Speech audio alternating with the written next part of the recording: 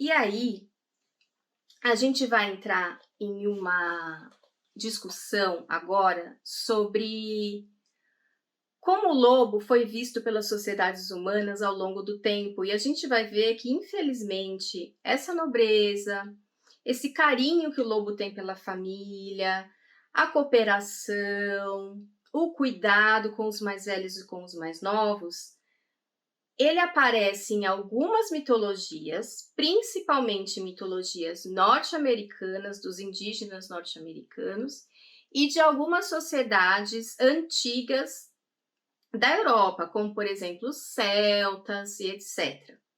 Mas, infelizmente, as coisas mudaram para o lobo mais ou menos ali na Idade Média. A gente pode dizer que o conflito entre o lobo e os homens começou quando as sociedades humanas começaram a se assentar e começaram a criar animais como bovinos, ovídeos, caprídeos, para consumo próprio, né? Esses animais, fechados num cercadinho, se tornavam presas muito fáceis para os lobos. Então, os lobos preferiam ir lá do que caçar na natureza, né? Se esses animais já estavam ali encurralados, tudo certinho. Então, a partir daí, a figura do lobo, ela começou a ficar um pouco ambígua para essas pessoas, porque ele era um animal muito poderoso, muito importante nas mitologias europeias antigas, mas ele começou a ser um animal também um pouco inconveniente. De qualquer modo, de modo geral, né, a gente pode dizer que o lobo era muito considerado por essas culturas antigas, né, como um animal realmente importante, principalmente ligado às questões de morte, vida e renascimento. Ele era companheiro de deuses importantes, como, por exemplo, a deusa Saradan, a deusa Brígida e o deus Cernunno nos celtas. Ele aparecia em inúmeras configurações xamânicas de diversas sociedades, como aquele animal que ia guiar o xamã em uma viagem ao seu inconsciente, uma viagem que ele iria metaforicamente morrer para depois renascer, tá? Então o lobo é visto como esse guia, como aquele que trilha os caminhos do inconsciente, que vai mostrar para nós as nossas sombras. Isso é extremamente importante, tá? No arquétipo do lobo. Também nessas sociedades antigas já surge o que a gente pode mais ou menos comparar com a ideia do lobisomem, tá? Em mitologias gregas e mitologias celtas. Só que esse lobisomem, ele não era uma figura maligna. Ele era uma figura que poderia fazer o bem tanto quanto fazer o mal, tá? Nós também sabemos, né, que o mito fundador de Roma é justamente um casal de gêmeos que foi amamentado por uma loba. Então, toda a força, todo o poder dessa loba passou para essas crianças. Isso significa que essa sociedade via o lobo como um animal muito importante, capaz de ser patrono da civilização romana, que não é pouca coisa, né? É uma grande civilização. Nós podemos dizer que a coisa começou a ficar feia para o lobo mesmo? Mais ou menos ali pela Idade Média, com a ascensão da Igreja Católica e do cristianismo. Infelizmente, a Igreja Católica nessa época associou a figura do lobo com o demônio, chamando os lobos de cães do demônio. Tanto porque eles atacavam os currais, roubavam comida, né, tornavam realmente a vida das pessoas às vezes um pouco complicada, como porque a figura de Cristo era associada ao cordeiro, e o cordeiro é uma presa do lobo. Então, estes lobos demonizados, eles passaram a ter o mesmo status das mulheres demonizadas, que foram consideradas bruxas, dos homens pagãos, de todas as pessoas que iriam contra a Igreja Católica e que traziam algum conhecimento importante, ancestral, que ia contra os ideais da Igreja Católica, né? Que eram ideais extremamente castradores e dominadores.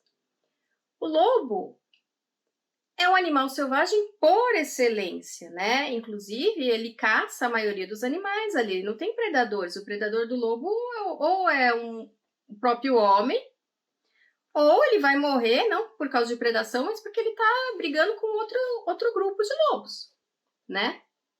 E ele começou a representar para a igreja tudo que é selvagem, tudo que é livre, tudo que é poderoso, tudo que a igreja não queria. Então, junto com essas mulheres, com estes homens pagãos, né? O lobo ele foi perseguido, ele foi torturado e ele foi queimado em fogueiras. Não só na Europa, como nos Estados Unidos também. Nós temos, por exemplo, um relato da Inquisição de 1589 de um morador da Alemanha que se chamava Peter Stump, que foi acusado de ser lobisomem e de ter em uma noite matado sua família e matado alguns membros de sua aldeia. Este homem foi torturado até o momento que ele admitiu ser um lobisomem, né, por meio de tortura. Admitiu que o lobo estava mexendo com sua cabeça, porque o lobo era o demônio e etc. E foi morto na fogueira, né? Ele e sua família, que era para não ter mais lobisominhos. E, bom, isso é só para exemplificar coisas que começaram a acontecer na Idade Média e que fizeram com que o lobo fosse dizimado da Europa e dos Estados Unidos, tá? Com que esse animal fosse caçado, exterminado praticamente, com que ele fugisse para as regiões mais altas e mais frias para poder sobreviver. E nós podemos dizer, por exemplo, que na Alemanha, né, novamente, no início do século XX, houve uma caça, se eu não me engano, em 1908, do que foi considerado o último lobo da Alemanha. Foi algo extremamente covarde. As pessoas se uniram contra um lobo e com armas elas foram todas atrás desse lobo, o encurralaram e o mataram. Porque o lobo personificava para eles tudo que era de ruim no mundo. Lobos na América do Norte eram torturados, às vezes eles tinham suas mandíbulas retiradas para morrerem de fome, eram queimados vivos. O lobo não representa o mal. O lobo mau somos nós, é a nossa própria ignorância. O lobo mau é um espelho da ignorância humana e de tudo que o humano tem de pior dentro de si.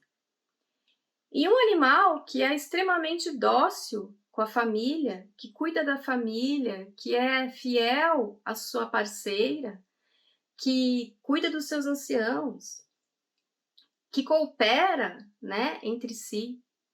Ele foi visto como essa maldade, e essa maldade nunca existiu no próprio lobo, né? E é por isso que eu os convido a pensar na figura do lobo de uma maneira bastante diferente.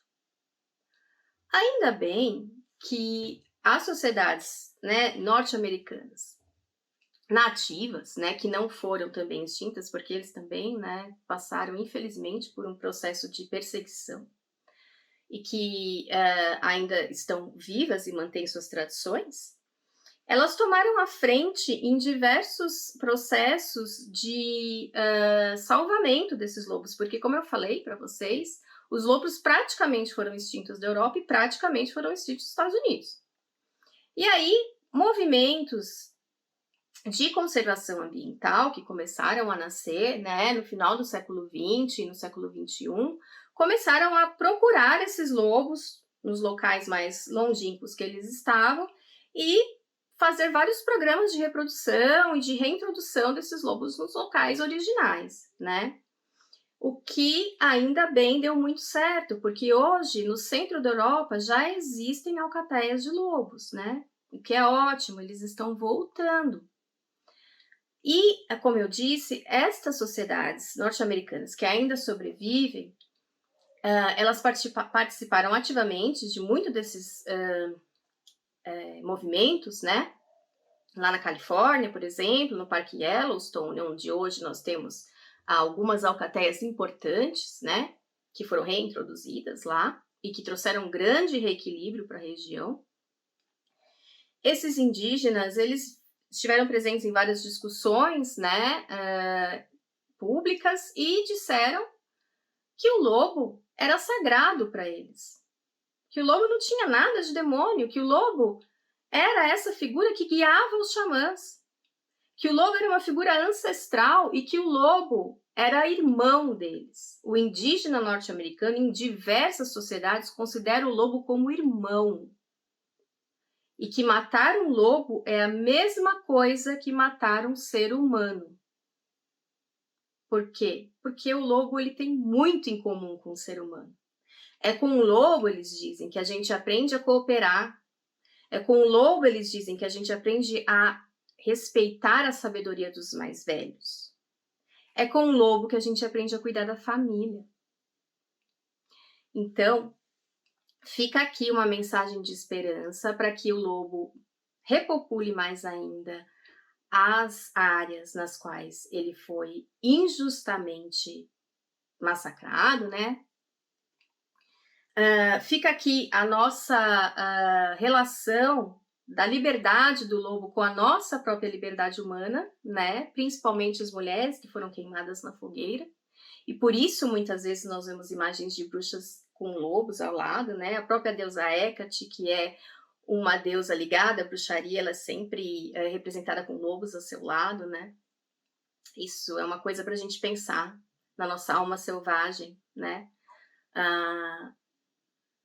Onde está a nossa alma selvagem? A gente preserva ela, a gente respeita ela, ou a gente engole ela para obedecer uma sociedade patriarcal?